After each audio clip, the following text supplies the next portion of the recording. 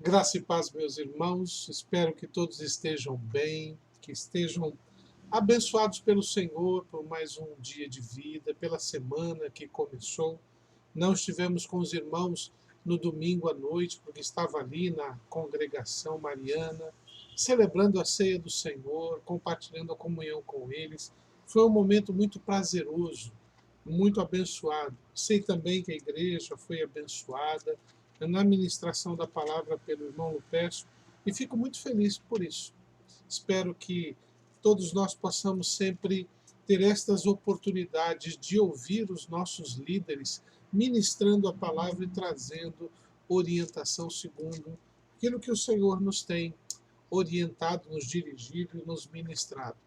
Eu quero nesse momento concluir a não somente concluir, mas dar uma compreensão maior no sermão que iniciei há 2 domingos atrás, baseado no texto de 1 Tessalonicenses 5, de 1 a 12, com o título Se Jesus voltar hoje, aonde ele vai encontrar você? Já tive a oportunidade de, nos primeiros 3 versos desse texto de 1 Tessalonicenses 5, de 1 a 12, a fazer você pensar nos lugares aonde você possivelmente estará ou não estará. Dependerá de sua escolha. Quando Jesus voltar, como você estará? Ocupado em querer apenas saber o que de melhor é para o seu futuro ou dedicado em viver o seu presente na presença de Deus? Às vezes a gente vive o dia a dia sonhando com o futuro e não presta atenção no que está acontecendo à sua volta hoje, agora. Se Jesus voltar hoje, em segundo lugar, onde ele o encontrará? O encontrará questionando sobre por que as coisas acontecem naquele momento, ou você estará confiante de que o Senhor virá e vai buscar você? É algo que você precisa pensar. E em terceiro lugar, ou você estará acomodado às vozes do seu tempo, e quando eu falo acomodado, muitas vezes estamos prestando atenção a opiniões dos outros do que atentos à voz do Senhor, aquilo que Deus tem nos ensinado. Foi isso que falei no primeiro domingo que preguei sobre esse tema. Na segunda vez que preguei neste tema, dando continuidade dos versos 4 a 7 de 1 Tessalonicenses 5, eu mostrei os tipos de pessoas que existem, ou chamados tipos de filhos de Deus e da luz ou das trevas. Como se separam essas pessoas? Quais são os comportamentos? E aí eu falei exatamente de que os filhos da luz, filhos aqueles que são filhos de Deus, são aquelas pessoas que elas são do dia, elas agem às claras, elas têm um coração esperando o Senhor, sempre preparado. O Senhor Jesus vai voltar e vai me encontrar preparado, esperando, acordado, vigilante, sóbrio. Ao contrário daqueles que são da noite, das trevas, que são pessoas que, por serem das trevas, elas serão surpreendidas. Quando Jesus vier, ela vai achar que não, é brincadeira, isso aí era história, mas é verdade mesmo isso que você... É verdade. Muitos estarão dormindo, achando que, pouco importa. Desatentos, tão ocupados em ter as coisas, que esquecerão totalmente de ser pessoas na presença do Senhor. E estarão outros enebriados, não sóbrios. Porque a vida é tão difícil, tão dura, tão complicada, que é melhor viver drogado, embebedado, para não ver a vida como ela é. Paulo destaca que existem esses 2 tipos de pessoas, 2 tipos de filhos, da luz e das trevas, do dia e da noite. E ali, conclamei a você a pensar sobre que tipo de filho você é, de quem é seu pai, não de quem, mas quem é seu pai. Aquele que governa e orienta a sua vida. É uma resposta que somente você pode dar. E por fim, Hoje eu quero falar com os irmãos, concluindo este trecho do capítulo 5, do verso 8 até o verso 11, e não 12, que diz assim ali em 1 Tessalonicenses, capítulo 5, do verso 8 até o verso 11. Assim está escrito: Nós, porém, que somos do dia, sejamos sóbrios, revestindo-nos da couraça da fé e do amor, e tomando como capacete a esperança da salvação. Porque Deus não nos destinou para a ira, mas para alcançar a salvação mediante nosso Senhor Jesus Cristo, que morreu por nós, para que vigiemos, quer estejamos dormindo, vivamos em união com Ele. Consolai-vos, pois, uns com os outros, e edificai-vos reciprocamente, como também estáis fazendo. Quero nesta noite pensar, se Jesus Cristo voltar hoje, como você estará agindo? De que forma você deve agir para estar preparado? Falamos então em ocupação, no que você estará envolvido. Falamos em comportamentos que distinguem aqueles que são da luz e aqueles que são das trevas. Hoje eu quero justamente falar sobre este agir. Qual deve ser a sua e a minha atitude para podermos estar preparados para a vinda de Jesus e nos consolar enquanto ele não vem. Vamos orar?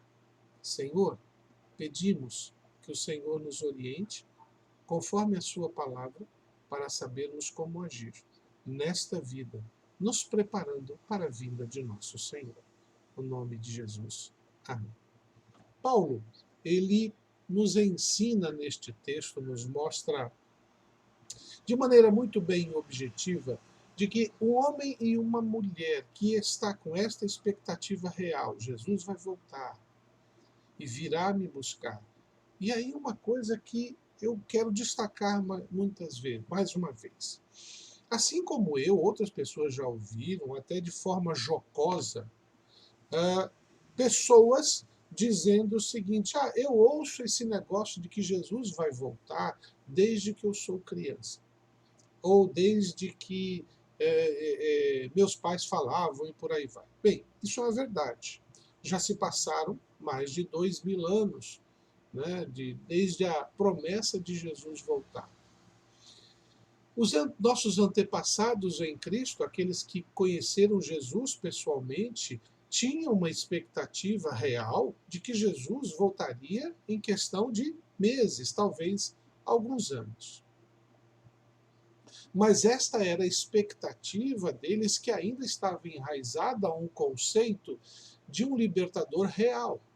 Não haviam ainda entendido que a nossa liberdade já havia sido concedida, já estávamos livres. Nós não éramos escravos, ou eles não eram escravos, ou a escravidão que eles viviam sob o Império Romano, esse tipo de escravidão não era nada diante da escravidão da alma, por causa do pecado.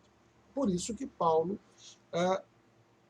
maestralmente, fala no livro de Romanos sobre a justificação, que somos justificados em Cristo Jesus. Porém, os cristãos ansiavam, e eu tenho certeza que Paulo também achava que Jesus voltaria logo, mas ao longo dos anos foram se passando e o apóstolo Paulo vai percebendo, peraí, talvez Jesus não volte no tempo que eu gostaria. Ele mesmo disse que apenas o Pai sabe os tempos disso acontecerem. E certos eventos precisariam acontecer que não estavam acontecendo ainda. Então, Paulo, no livro de Tessalonicenses, responde ao coração daquela igreja e também a nós hoje, que estávamos, que eles estavam, as pessoas estão morrendo. Crentes em Jesus estão morrendo. O que vai acontecer com eles? E nós vamos falar mais para frente sobre para onde vai a alma enquanto Jesus não vem. Vamos pensar nisso. E então, Paulo escreve a carta aos Tessalonicenses porque eles estavam ficando preocupados. Os nossos irmãos, familiares, irmãos em Cristo estavam morrendo. Mas para onde eles vão? Jesus não voltou ainda. E aí Paulo traz uma palavra ao coração da igreja, falando no capítulo 4, por exemplo, sobre essa vinda de Jesus. Como seria? E ali ele prepara o coração, conforta o coração da igreja. Se você quiser ver isso, ali no capítulo 4 de 1 Tessalonicenses, do verso 13 até o verso 18. Paulo fala sobre o momento em que Jesus vai voltar. O que vai acontecer? Como vai acontecer? O que vai acontecer com aqueles que morreram? O que vai acontecer com aqueles que estarão vivos quando Jesus voltar? Mas enquanto isso não acontece, até lá, precisamos estar preparados, precisamos estar agindo da forma correta. E falando sobre aqueles que duvidam ou questionam a vida de Jesus, alguns até de forma jocosa, esse fato acontece exatamente por causa do amor de Deus.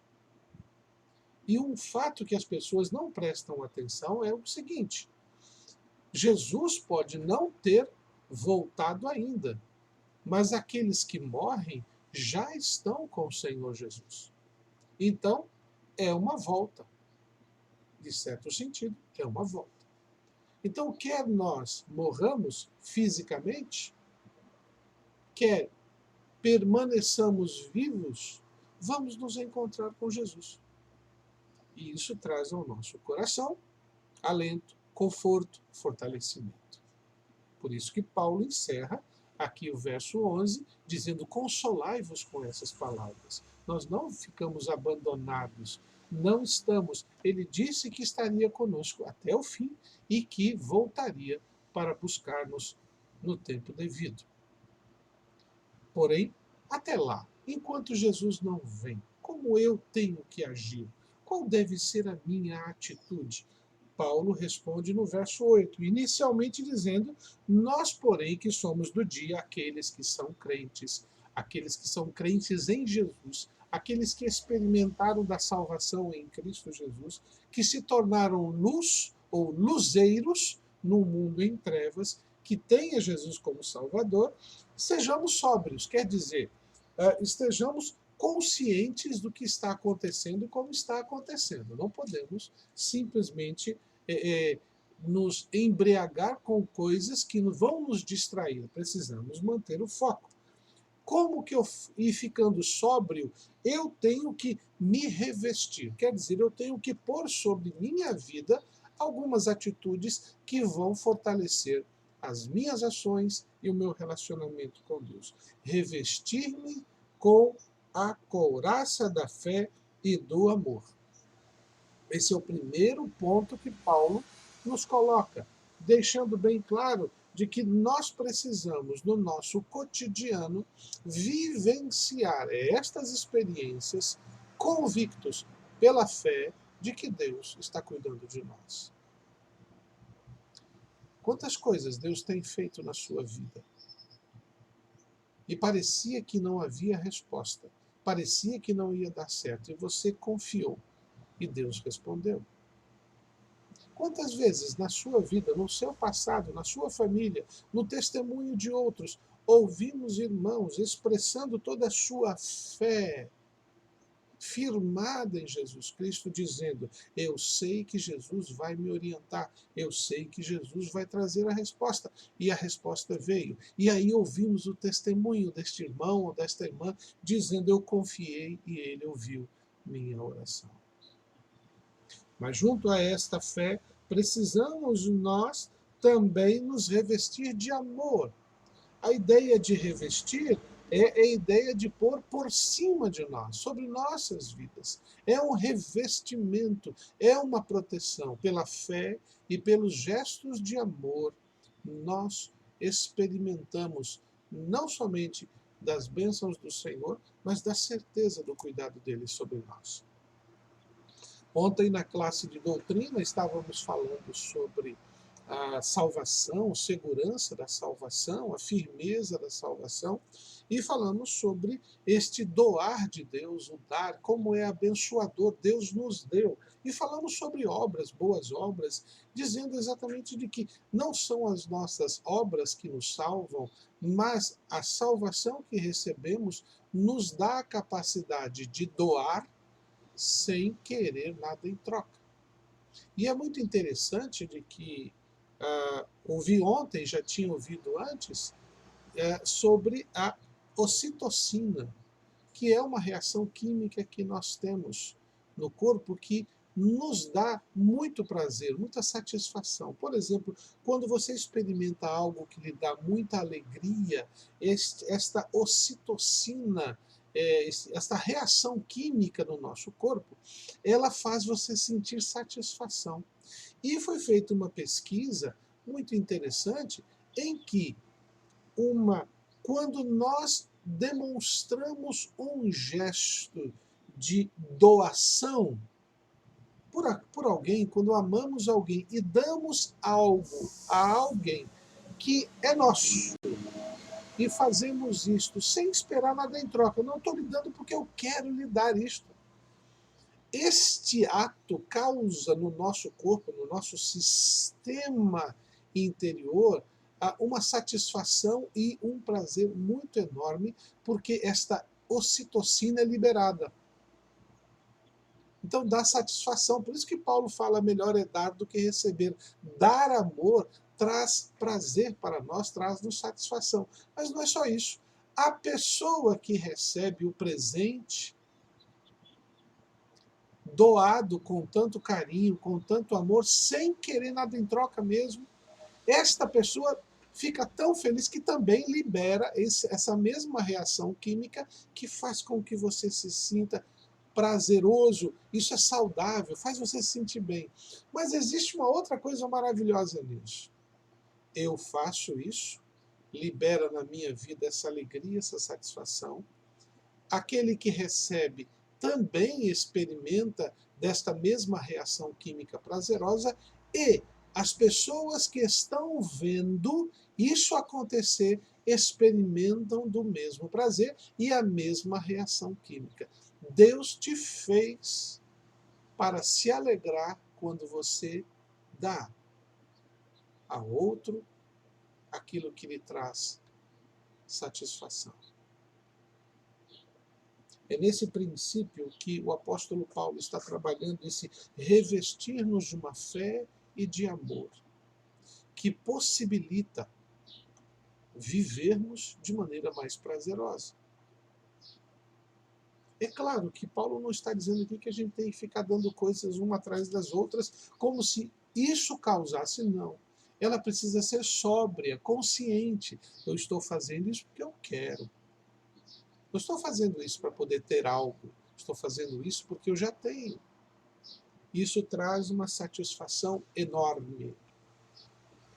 Cristo Jesus está voltando e Ele virá nos buscar, e Ele quer ver você tendo esta satisfação de doar-se ao outro, porque você tem uma fé bem firmada, porque seu coração é impulsionado pelo amor que vem de Deus, que nos deu o seu Filho para nos salvar. Então, é sempre importante termos essa compreensão, estarmos sóbrios. Por exemplo, o perdão. É difícil perdoar alguém que nos magoa, que nos causa qualquer tipo de entristecimento. Mas é altamente prazeroso, abençoador e transformador quando nós praticamos o perdão pelo perdão. Porque fomos perdoados, não para ter uma resposta favorável a nós. Em segundo lugar, o texto, verso 8, diz que, além de nos revestir, também devemos tomar o capacete, como capacete, a esperança da salvação. Tomar esta ideia de tomar para si.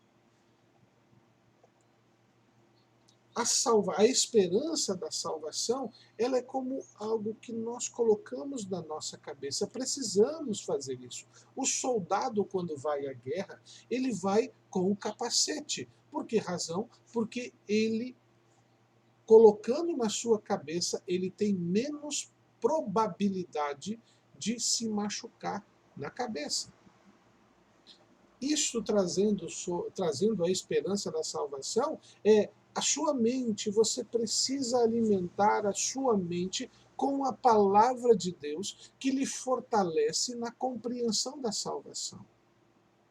Quanto mais eu aprendo, quanto mais eu me dedico, quanto mais eu me envolvo na palavra de Deus, e na prática desta vida, eu vou fortalecendo estas convicções, eu vou fazendo ligações que vão me ajudando a manter-me firme. Veja a vida de mãe. Não estou falando praticar por praticar. Tem muita gente que canta na igreja, que corre para cima, para baixo, que faz as coisas, parece que mora dentro da igreja, e quando se decepciona, abandona totalmente por causa de atitude de um ou outro. E ainda usam a justificativa: eu estou servindo a Deus no meu coração. Não está servindo a Deus no seu coração, porque serviço é prática, é vida, é diária, é tempo sendo exercido para favor do outro. É quando eu saio do meu conforto para ir atrás do outro e mostrar-lhe a salvação. Nós precisamos ter a intenção, pegar esse capacete e dizer: eu creio em Jesus. Tanto creio que eu quero que as pessoas vejam que eu creio em Jesus. Tomar o capacete é trazer para si, não é deixá-lo lá em cima da mesa e só usá-lo em alguns momentos festivos. Tem alguns que gostam de pegar roupas de gala. Eu lembrei agora de uma situação de um determinado país, que existem festas em que os comandantes, os antigos comandantes, vão àquelas festas e colocam todas as suas medalhas no peito. Às vezes tem 30, 40 medalhas. O paletó fica quase, se soltar o paletó vai matar alguém de tão pesado que fica. Mas eles fazem questão de irem com aquele uniforme e com aquelas medalhas para as pessoas verem. Mas o verdadeiro soldado não é aquele que mostra os prêmios que recebe. O verdadeiro soldado é aquele que está em batalha. E ele usa o uniforme da batalha. Como Paulo fala, o escudo da fé, a espada da palavra, o capacete da salvação, as sandálias da pregação do evangelho. Uniformizar-se é para ir para a guerra, não é para fazer demonstrações em festas ou em eventos especiais. O fato de você ter ganho prêmio por causa do amor de Deus não significa que você está servindo. Na verdade, você está enferrujando. Então, quanto antes, como homem e uma mulher que está esperando a Jesus, ponha-se na obra, ponha-se no serviço, tomando como capacete a esperança da salvação. Cristo Jesus virá. Ele é meu Senhor, eu creio nele. Ele virá me buscar. E eu quero que ele me veja trabalhando. Eu não quero que ele me veja desocupado, reclamando da vida. Em terceiro e último lugar, Paulo fecha no verso 9 dizendo o seguinte: porque Deus não nos destinou para a ira, mas para alcançar a salvação mediante o nosso Senhor Jesus Cristo. Veja, Deus, em seu grande amor, nos trouxe a salvação. Então você não é alvo de qualquer punição de Deus. Na verdade, você é alvo da graça, do amor, e Ele destinou você a pegar este relacionamento com Deus, e como diz aqui no verso 10, que morreu por nós para que, quer vigiemos, quer durmamos, vivamos em união com Ele. Deus não te destinou para experimentar a ira dele. Ele te destinou para viver em comunhão com Ele. E olha, aqui fala quer vigiemos ou quer durmamos. Ué, mas não eram as pessoas das trevas que estavam dormindo? A ideia aqui Não está falando de uma vida morta, está exatamente dizendo de que em alguns momentos nós precisamos descansar, nós precisamos parar. Nestes momentos de calmaria, que é o nosso descanso merecido, ele está cuidando de você, está te protegendo. Ele não está protegendo aquele que se faz de desocupado, que não faz nada, acusando os outros, e até com um bom motivo. De repente, estou magoado, estou com raiva, fulano de tal fez tal coisa e eu não gostei, eu não quero andar com ele. Você pode não querer andar com ele, é até seu direito, mas você não pode deixar de servir a Deus por causa disso. É por isso que Deus diz que minha é a vingança. Eu não posso, nos meus atos, retribuir o mal com o mal. Isso é fácil. O incrédulo faz isso com facilidade. O mais difícil é retribuir o mal com o bem que Deus nos dá todos os dias. E nós só podemos viver em união com Deus se estivermos exatamente aplicando os valores de Deus na nossa vida e nos nossos relacionamentos. Jesus Cristo, quando vier, vai te encontrar como? Em casa, reclamando das coisas que não aconteceram, das coisas que fizeram que te deixaram magoados? É isso que você vai justificar para Deus, para dizer que você não estava fazendo por isso? Cuidado. Você foi destinado para estar em comunhão com Ele, e comunhão com Ele envolve os outros também. Você não foi destinado para a ira, porque aqueles que não estão fazendo o que Deus determina são alvos da ira de Deus. Encerro então lhe fazendo um desafio. O verso 11, Paulo diz: consolai-vos, pois uns aos outros, e edificai-vos reciprocamente, como estáis fazendo. Paulo está nos conclamando: consolai-vos e edificai-vos. Tudo que você aprende não pode ficar só para você. Você tem que compartilhar. Você tem que viver isso em sua vida e ensinar outros a viver. Ir na direção de uma pessoa e trazer conforto, consolo. Ir na direção de uma pessoa e ser motivo de edificação. O quanto antes. Porque o nosso Senhor, com certeza, está voltando. Você vai se encontrar com Ele. A pergunta é: como você vai se encontrar com Ele? Só você pode responder isso. Espero que esteja agindo da maneira certa. Que Deus te abençoe. Querido Pai, agradeço por esta noite e a oportunidade de estar com os meus irmãos, compartilhando da palavra de Deus. Eu espero que todos possam estar agindo de acordo ao que o Senhor nos tem ensinado e que neste ensino promovendo crescimento na vida de todos. Eu te agradeço por tudo, no nome de Jesus. Amém. Até o próximo encontro, irmãos. Que Deus possa abençoar a sua vida.